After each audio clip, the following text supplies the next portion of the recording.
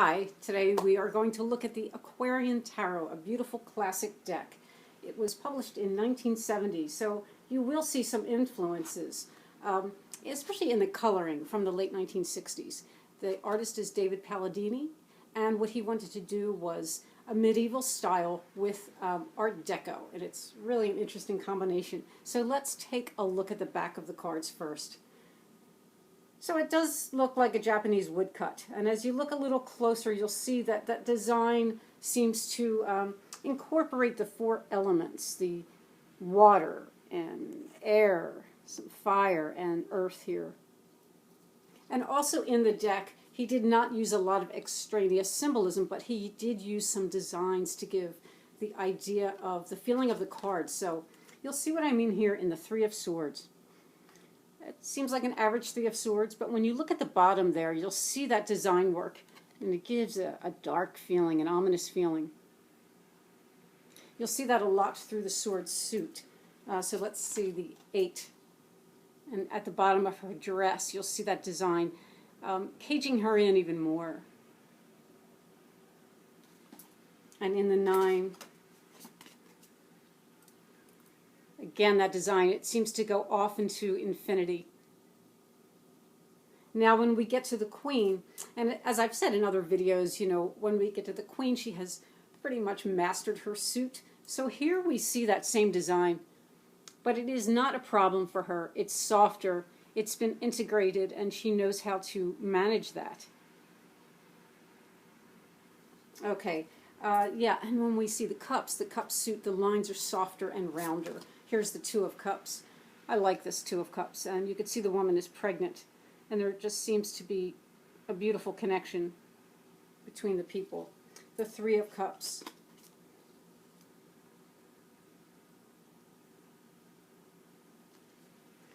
The 6. So here we can really see a connection, and we can see those soft lines I was talking about.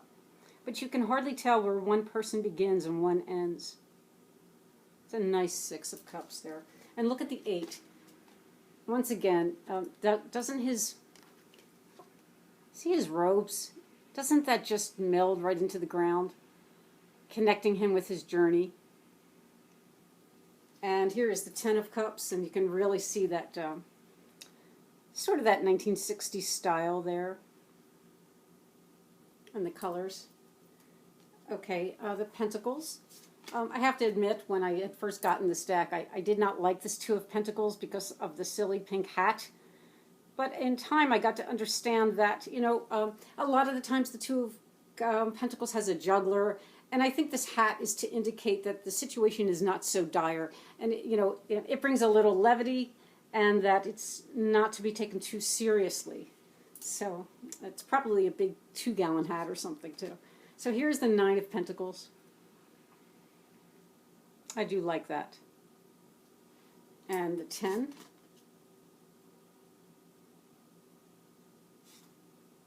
And here is the King.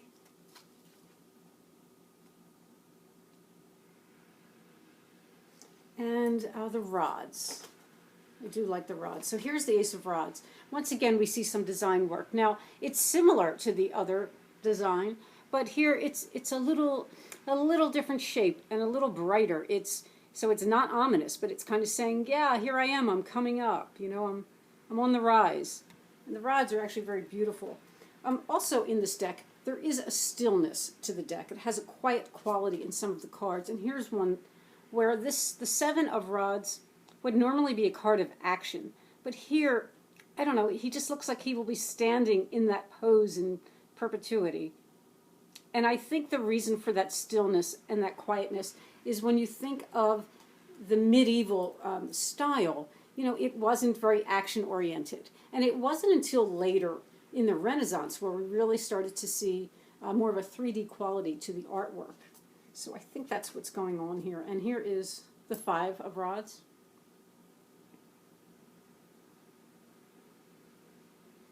And here's the 6. Okay, so let's take a look at some of the majors. Start with the Fool. So the Fool here is a very young man, and yes, he has the big fluffy hat, but he doesn't seem quite as silly as some Fools in other decks. You know, and I just like the color so much. Here's the Magician. Again, kind of has a real stillness to it. The High Priestess. Very pretty, a lot of detail in this one. The Empress.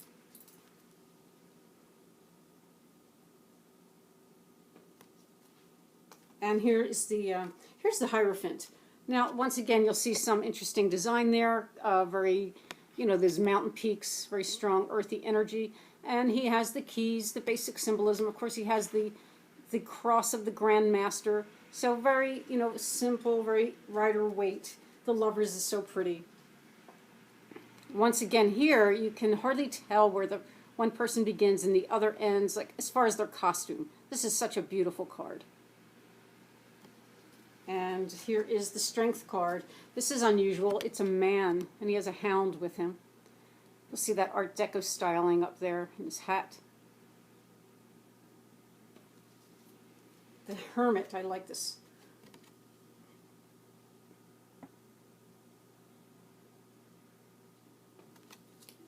Here's the Hanged Man.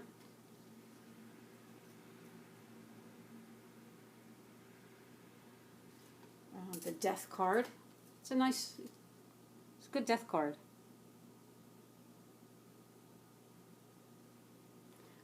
Here is the Temperance. It's really beautiful. This is the card that is on the box. You'll see it's a big angel, and these are her wings here on the sides there.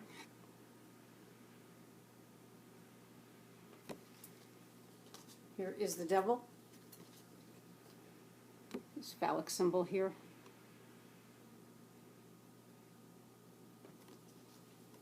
The Star.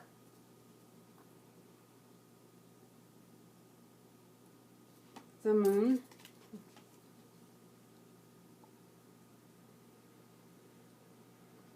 The Sun. The Sun card.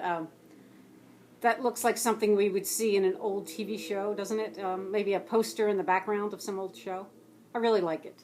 And oh, the world is just so beautiful as well. So yes, that is the Aquarian Tarot, a beautiful classic deck. Thank you for taking the time to watch one of my videos. I will see you soon. Have a good one.